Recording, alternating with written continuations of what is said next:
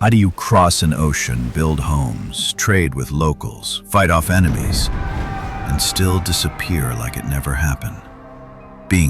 They were fierce enough to conquer Europe, but here, in America, they lost.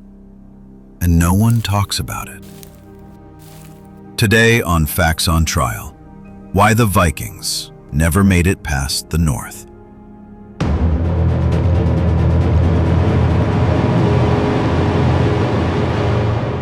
Welcome back to Facts on Trial, where we don't just report history, we put it on the stand. This time, we're diving into the Viking presence in North America, a piece of history that's barely there, yet too detailed to ignore. They arrived before Columbus, they built, they fought, and then they left. But why? Viewer discretion advised. The history we're covering includes violence, colonial clashes, and cultural conflict. We don't glorify any of it. We're just here to examine what was and what might have been. Around 980 AD, Eric the Red was kicked out of Iceland for murder. Not uncommon for a man whose idea of conflict resolution involved an axe. Exiled and untamed, he sailed west, naming a frozen wasteland Greenland, just to scam settlers into joining him. And it worked. Thousands of Norsemen moved in, rugged, desperate, and cut off from the rest of Europe. But Eric had heard stories, rumors from a sailor blown off course about another land even farther west. His son, Leif Erikson, wasn't content with rumors. He wanted to see it for himself. Meanwhile, Greenland wasn't a standalone world. Vikings traded with Thule Inuit and even groups like the Beothuk, bringing metal tools and bronze carvings into indigenous hands far beyond Greenland. Around 1000 AD, Leif sailed west with 35 men and landed somewhere in what we now call Newfoundland. They built a camp. They foraged. Leif's foster father even got drunk on wild berries, possibly the world's first North American wine tasting. No hostile encounters, no dramatic events, and just like that, they left. No records of battles, no legacy, no impact, at least, not yet. Archaeologists at Lonso Meadows have dated tree rings to the year 1021, pinpointing Norse presence to a single year and suggest intermittent occupation for up to 20 years. A few years later, Leif's brother, Thorvald, returned to the same site, and this time they weren't alone. 9 Native Americans, referred to as Skraelings, were found asleep under skin-covered canoes. The Vikings attacked. 8 died, 1 escaped, and he came back, not alone. The battle that followed left Thorvald dead, killed by an arrow. The Vikings buried him under a hill and named it Cross Hills. They stayed another winter, but the writing was already on the icy walls. Despite the sudden violence, archaeological surveys found no permanent farming or livestock enclosures. Lonso Meadows was a transient repair and exploration base, not a colony. Enter Thorfinn Karlsefni, a wealthy merchant, not a warlord. He launched the biggest expedition yet, up to 250 people, 3 ships, even livestock. They pushed farther south, possibly into modern-day Nova Scotia or even New England. At first, things went well. They traded milk for furs, cloth for respect. But then, a bull got loose. The Native Americans panicked, retreated, then returned with reinforcements and slingshots. What followed was one of the earliest and bloodiest culture clashes on this continent. Thorfinn cut his losses. He and his people returned to Greenland. No Viking colony ever took root. For centuries, people doubted the Viking sagas, but in the 1960s, archaeologists Helga and Ann Ingstead uncovered something undeniable. Lonso Meadows, Newfoundland, the only confirmed Viking site in North America. It had sod houses, iron tools, and even a Viking cloak pin, the same kind found in Ireland and Scotland, dated to 920 to 10,000 AD. This wasn't a camp, it was a settlement. And yet, that's it.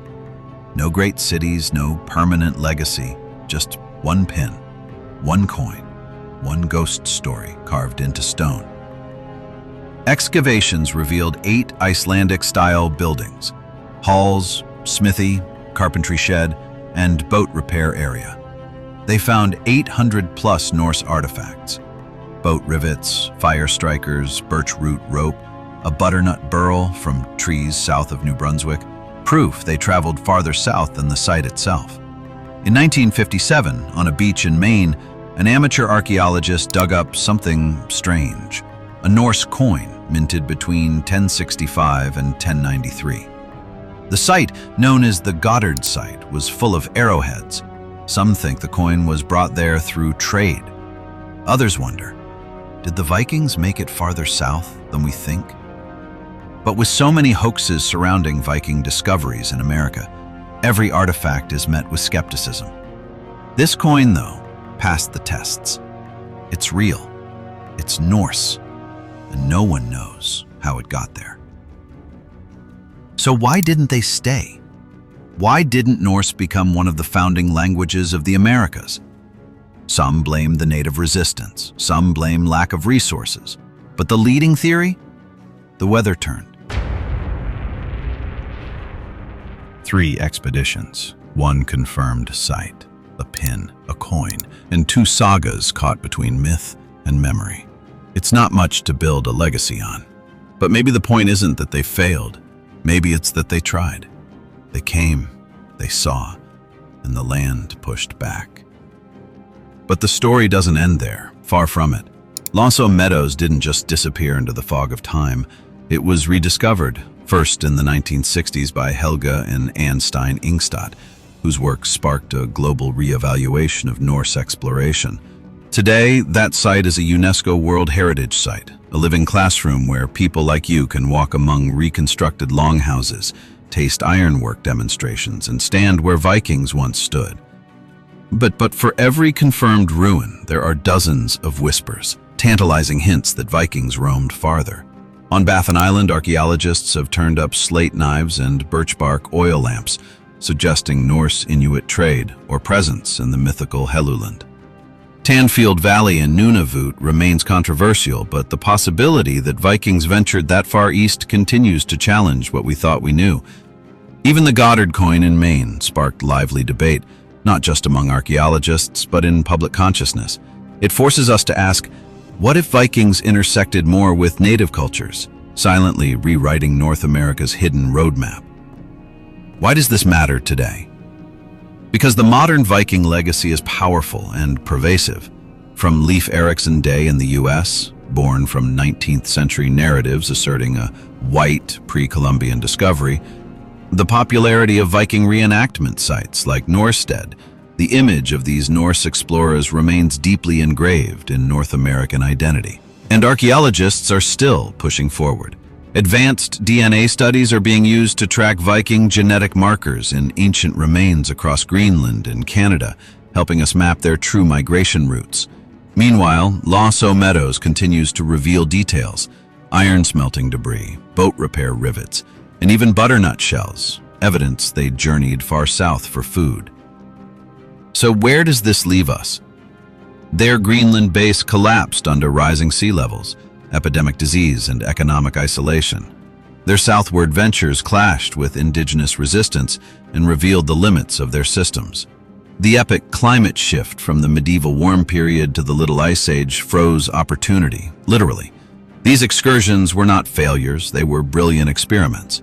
Technological feats of navigation, survival in unknown lands, and rare cultural exchange. The Vikings didn't vanish because they weren't strong. They retreated because the cost outweighed the gain. But the legacy remains. Viking voyages reshaped the medieval world, proving transatlantic travel was possible long before Columbus. They touched upon cultures across vast distances and left tangible proof that undermines isolationist history. It's no longer theory, it's legacy. So the question remains, did the Vikings leave, or did America simply push back?